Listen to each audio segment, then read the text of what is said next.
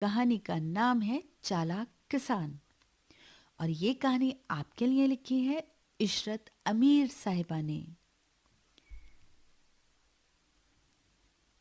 اپنے گاؤں کی وہ سب سے باتونی عورت تھی۔ کوئی بھی بات وہ اپنے دل میں چھپا نہیں پاتی تھی۔ اگر کوئی راز کی بات اسے معلوم ہو جائے تو وہ اسے پورے گاؤں میں سنا آتی تھی۔ لیکن اس کا شوہر بہت سمجھدار تھا۔ ایک بار وہ جنگل میں شکار کھیلنے گیا۔ اس نے ایک گڈھا کھودنا شروع کیا تاکہ بھیڑیا اس میں گر کر پھنس سکے، لیکن وہاں اسے ملا ایک چھپا ہوا خزانہ۔ وہ سوچنے لگا، اب کیا کروں؟